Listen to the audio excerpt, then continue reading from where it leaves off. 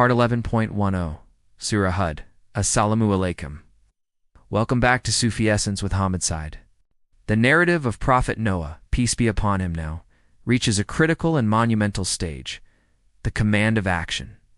The verses transition from the spiritual dialogue and the announcement of divine judgment to the physical manifestation of Allah's will. This is where faith is made tangible, where spiritual certainty is forged in the midst of worldly ridicule, and where the prophecy of punishment begins to take a visible, ominous form. These verses offer an exquisite and layered commentary on the profound spiritual reality of a prophet's obedience, the nature of divine justice, and the heartbreaking moment of a final, irreversible farewell. Kanzal Aman, Quran, Hud, Shiryi, Senshaba, Dalsishir. And he was constructing the ship, and whenever a group of the chiefs of his people passed by him, they ridiculed him. He said, "If you ridicule us, then we will ridicule you, just as you ridicule. And you are going to know to whom will come a punishment that will disgrace him, and upon whom will descend an enduring punishment." So he continued until, when our command came, and the oven gushed forth water, we said, "Load upon the ship of each creature 2 mates, a male and a female, and your family, except for those about whom the word has proceeded, and include whoever has believed." But none had believed with him except for a few, and he said, "Embark therein, in the name of Allah as its course and its anchorage. Indeed, my Lord is forgiving and merciful," and it sailed with them through waves like mountains. And Noah called to his son who was apart from them, "O my son, come aboard with us, and do not be with the disbelievers." But he said, "I will take refuge on a mountain to protect me from the water." Noah said, "There is no protector today from the decree of Allah, except for whomever he has mercy upon."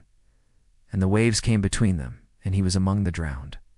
The verses open with a profound and emotionally charged statement from Prophet Noah, peace be upon him, a declaration that signals the end of the spiritual debate and the impending arrival of an ultimate divine reality. And he was constructing the ship, and whenever a group of the chiefs of his people passed by him, they ridiculed him. He said, "If you ridicule us, then we will ridicule you, just as you ridicule.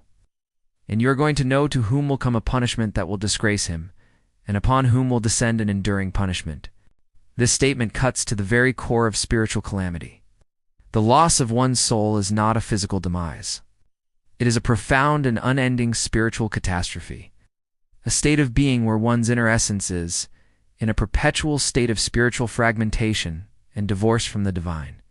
It is the ultimate spiritual exile, a state of being where a person is so spiritually disconnected from their Creator that they are no longer able to receive the divine light that is all around them.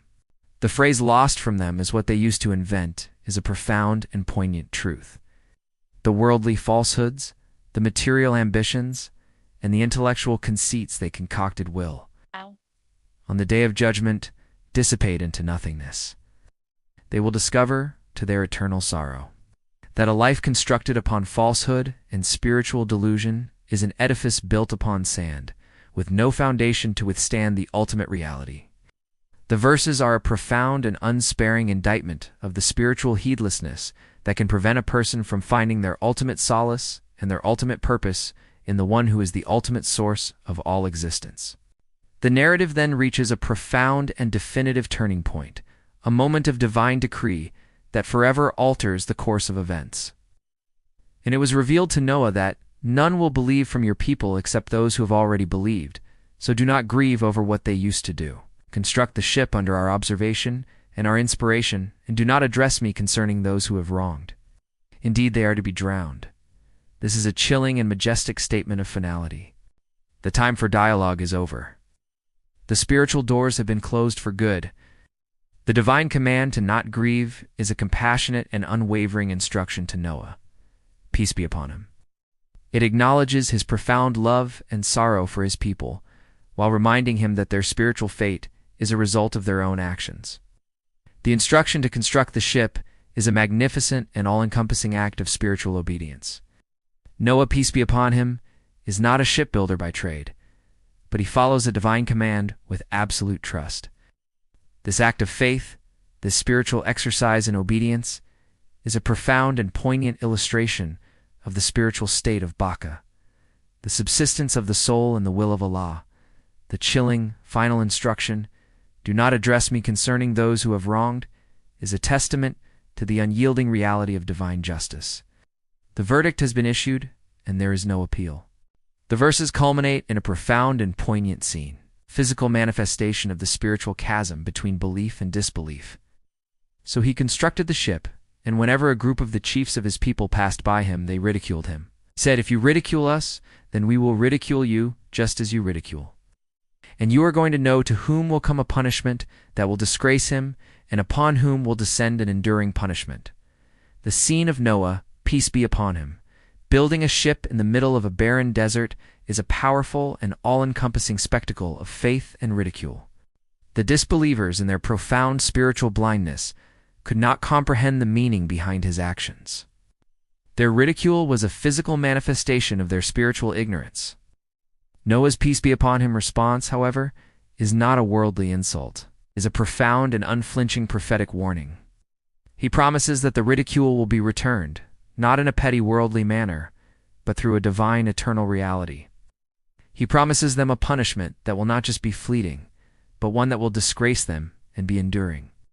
The word for disgrace implies a public and humiliating punishment that will expose their spiritual arrogance for all to see. The verses are a final and magnificent call to spiritual awakening, a profound reminder that our spiritual destiny is in our own hands and that our choices have eternal consequences. Thematic synthesis and spiritual cohesion. These verses are a powerful testament to the transition from a state of spiritual dialogue to a state of final, irreversible divine decree. The dialogue between Prophet Noah, peace be upon him, and his people, which has been the central theme of the previous verses, reaches its crescendo here, concluding in a sobering finality. The spiritual lesson is clear. While Allah is Ar-Rahman and Ar-Rahim, and His mercy is all-encompassing, there is also a spiritual law of cause and effect. When a soul, in its profound spiritual arrogance, continuously rejects the light of divine guidance, the spiritual doors of return are sealed. This is not a punishment of a capricious deity, but a consequence of a spiritual choice. The verses also offer a magnificent and all-encompassing commentary on the nature of prophetic integrity. The prophet Noah, peace be upon him, is not a worldly king who seeks to impress with material wealth or supernatural feats.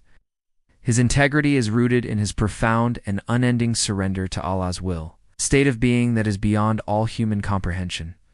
His rejection of his people's worldly demands and his profound love for his humble followers is a testament to the spiritual law that governs a true spiritual leader. The narrative of the ark, building in the middle of a desert, is a profound and poignant metaphor for the spiritual journey. It is a journey that is guided by a profound and unending spiritual certainty in the one who is the ultimate source of all existence. It is a journey that is guided not by worldly logic, but by the light of divine guidance. The final, powerful rebuke from Noah, peace be upon him, serves as a poignant reminder that while a worldly person may ridicule a spiritual person for their adherence to the truth, the ultimate reality is that the spiritual person is in a state of unending communion with the divine. The spiritual reality is that a life that is lived in a state of spiritual heedlessness is a life that is spiritually worthless. The verses are a final and magnificent call to spiritual awakening, a profound reminder that our spiritual destiny is in our own hands and that our choices have eternal consequences. Expansive Hadith analysis. A hadith that beautifully complements the profound spiritual trust of Prophet Noah, peace be upon him, in building the ark, is found in Jami at-Tirmidhi. Tirmidhi the Prophet, peace be upon him, taught, "If you put your trust in Allah as you should, He will provide for you as He provides for the birds. They go out in the morning with empty stomachs and come back in the evening with full stomachs." Jami at-Tirmidhi Hadith 2344. This profound narration speaks directly to the spiritual law that is at the very heart of our spiritual reality. Prophet Noah, peace be upon him, was commanded to build a ship, a seemingly impossible task in the middle of a landlocked region, but he did so with absolute trust in Allah's promise.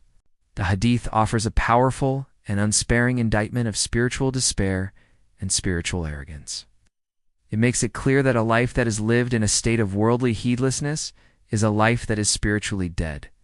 The spiritual reality is that our worldly blessings are a test, and our worldly trials are a test. The spiritual challenge is to remain in a state of profound and unending gratitude, in a state of prosperity, and to remain in a state of profound and unending patience in a state of adversity. Dua, my Lord, grant me the spiritual courage to live my life in a state of profound and unending surrender to your will. Amen. Grant me the spiritual humility to see the divine light in the humble and the meek. Grant me the wisdom to see your profound and unending mercy in every single aspect of creation. Grant me the spiritual strength to live my life in a state of profound and unending patience, and grant me a final abode in your presence, where all worldly sorrow is replaced by an eternal and unending communion with you, O Ar-Rahman and Ar-Rahim. May Allah illuminate your heart and mind with the light of this divine ilm. May He make your channel a beacon of guidance for all who seek spiritual clarity and truth. May your efforts be a source of immense reward, and may you be granted the highest stations of paradise.